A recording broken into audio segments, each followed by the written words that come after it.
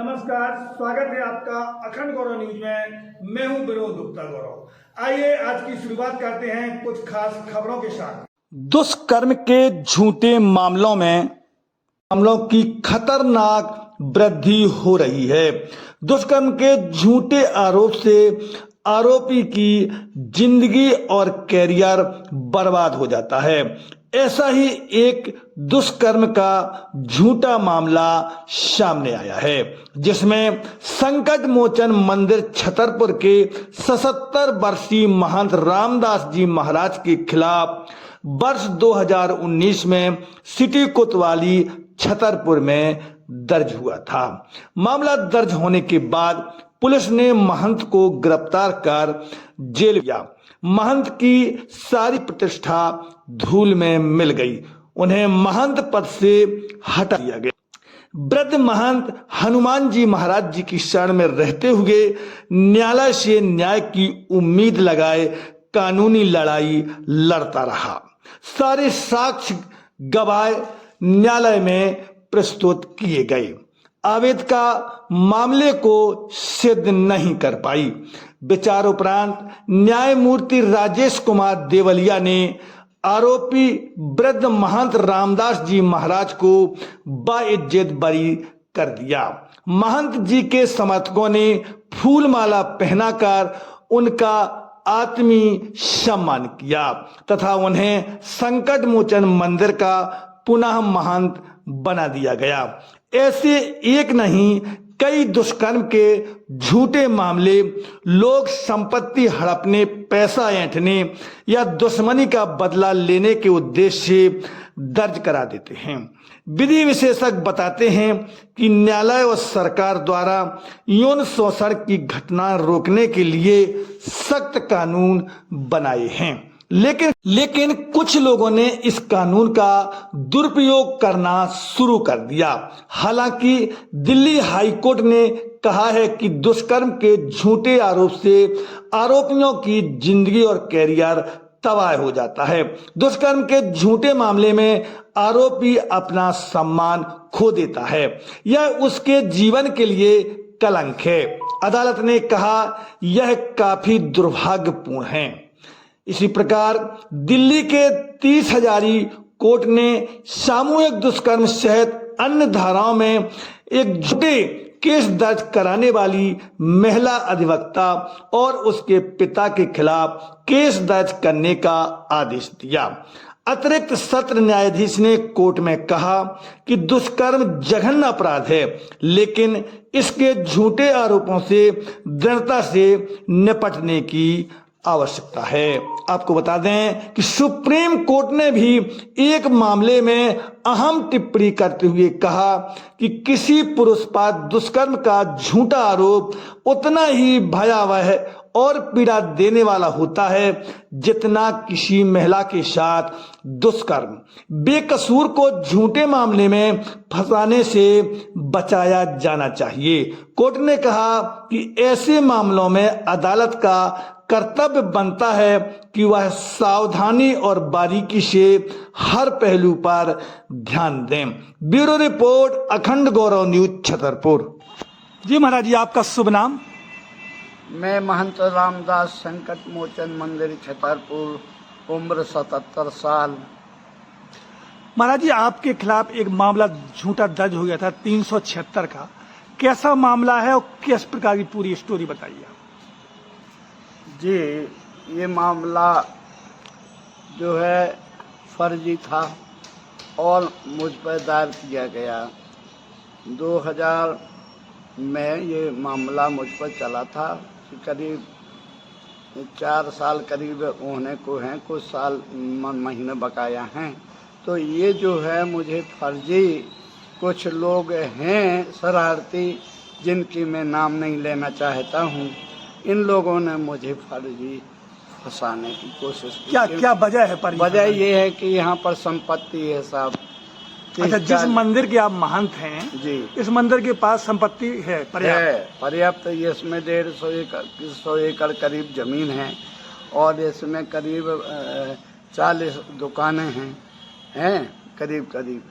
तो इसलिए ये हमें स्वार्थवश इन लोगों ने, हमने एक औरत को उन लोगों ने यहाँ पर भेजा, वो कुछ दिन रही, इसके बाद मुझे फंसा दिया। अच्छा, क्या करती थी यहाँ मंदिर में आकर वो महिला? यहाँ पूजा पाठ करने लगी, रहने लगी। वो कुछ महीने के बाद वो जो है बोली मुझे इतना इतना पैसा चाहिए। मैंने कुछ तो 10-5 हज़ार दिए, लेकिन अब ज़्यादा 2-4 लाख मांगने लगी। तो मैंने कहा नहीं है, तो वो झगड़ा करने लगी। या भाई लोग वहाँ पर उसको लगे थे कि भाई ऐसा ऐसा करना। तो इसके बाद जो है वो जब ज़्यादा झगड़ा करने लगी, तो मैंने कहा, सोचा, मेरी समिति ने कहा कि आप जाके ये FIR दर्ज कर दो, इसको यहाँ से भगा दिया जाए। तो हम गए, हमने FIR दर्ज की और उसकी पावती लेकर के रखी। और फिर आकर के मैंने उससे कहा कि अब यहाँ आप नहीं रहिए, चलिए यहाँ से। तो वो चली गई। चले जाने के बाद उसने 2-4-6 दिन बाद में मेरी रिपोर्ट कर दी कोतवाली में। रिपोर्ट करने के बाद में पुलिस आई तो मुझे जो है गिरफ्तार करके ले गई और मैं 4 साल जेल में रहा। कितने दिन रहे जेल में? वो जेल में 4 महीने 4 महीने जेल में रहे जी। 4 साल में वनवास की भोगा हूँ। अच्छा, जेल से फिर आपकी जमानत हो गई? जमानत हुई। तो फिर आप कहाँ रहे इसके बाद? मैं बरकुआ हाल मोजा बूंदा जू की बेहर जो मंदिर की भूमि है 52 एकड़, वहाँ हनुमान जी का मंदिर है, जंगल है, वहीं पर उनकी सेवा करता रहा। उनकी सेवा मुझे लग गया उसी पीरियड में। तो मुझे सोच जाने में दिक्कत होने लगी, माने डोल डाल टट्टी जाने में दिक्कत होने लगी। तो मुझे आदमी उठा के पकड़ के ले जाके करवाते थे।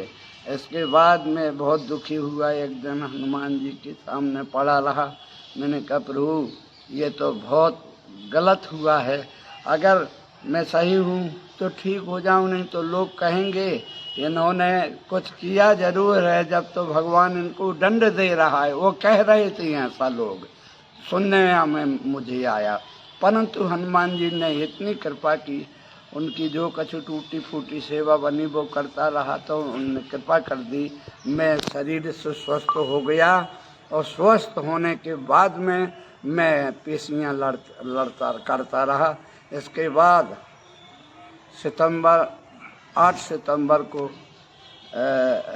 राजेश देवलिया जज जो श्रीमान थे, उन्होंने, भगवान थे वो, भगवान मेरे लिए, तो उन्होंने 8 तारीख को कहा सितंबर को कि आप महंत रामदास आप बरी हो गए हैं और आप कुछ कहना चाहते क्या? हमने कि भाई आप भगवान हैं, आपको मैं धन्यवाद तो नहीं दे सकता हूँ, परंतु आपकी जय कर सकता हूँ। तो आपकी जय हो, जय हो, जय हो। और कहा मैंने, तो वकील बोला चिल्ले आओ नहीं, यहाँ जी अदालत है और आओ यहाँ दस्तखत करो। तो मैंने दस्तखत किए, बाहर आया तो वहाँ मेरे समर्थक लोग जो सत्यवादी थे, उन्होंने मेरा सम्मान किया। सम्मान से मुझे वहाँ से ला कर के यहाँ मंदिर में पटाखा, आगोनी वगैरह गली इत्यादि सब पूरा मोहल्ला इकट्ठा हुआ और सब इकट्ठे, बाजार के लोग भी इकट्ठे हुए, सभी आकर के मुझे यहाँ पुनः स्थापित किया। तब से मैं यहाँ हूँ। महाराज जी, जब आप पर एक झूठा मामला दर्ज हो गया तब कैसा लगा आपको? कितना दुख हुआ था? मुझे ये इतना दुख हुआ कि समाज में कैसे कैसे लोग हैं कि आज धार्मिक स्थान को भी नहीं छोड़ सकते हैं। मैं 77 साल की उम्र में क्या कोई गलत काम करूँगा? नहीं कर सकता। लेकिन नहीं, मुझको फंसाया गया स्वार्थपूर्ण के जो है इस प्रकार से। भाई समाज में ऐसे लोग, माने तालाब में एक मछली मर जाती है तो लेकिन तालाब का पूरा पानी गंदा हो जाता है।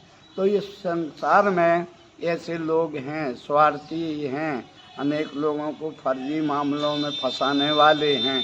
तो उन लोगों ने मुझे फंसा दिया। ऐसा तो क्या आप उस महिला के खिलाफ मानहानि का दावा करेंगे? करूँगा, अवश्य करूँगा, क्योंकि इससे हमारा मैसेज जाएगा कि भाई किसी किसी दूसरे व्यक्ति को ऐसा शिकार ना होना पड़े।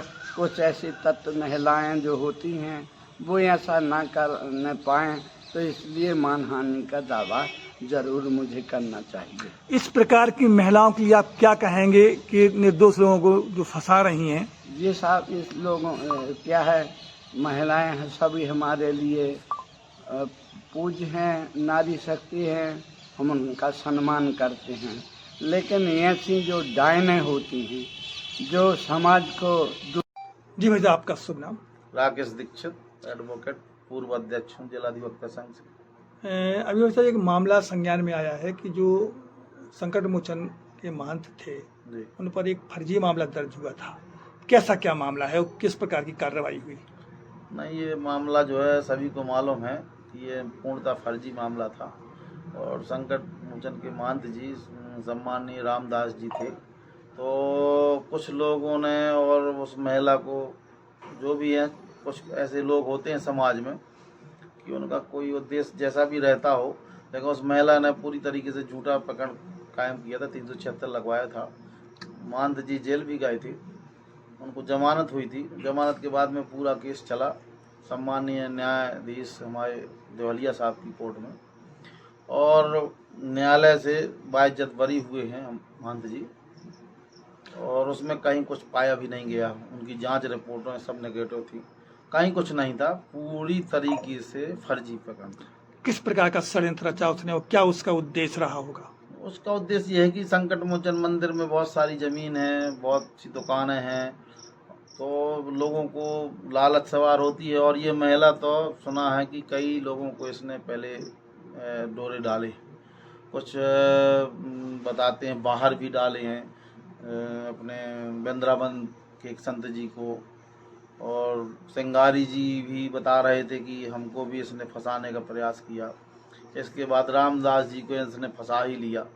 तो ये तो हैबिचुअल थी, वो तो उसको तो पैसा चाहिए और इन कामों में।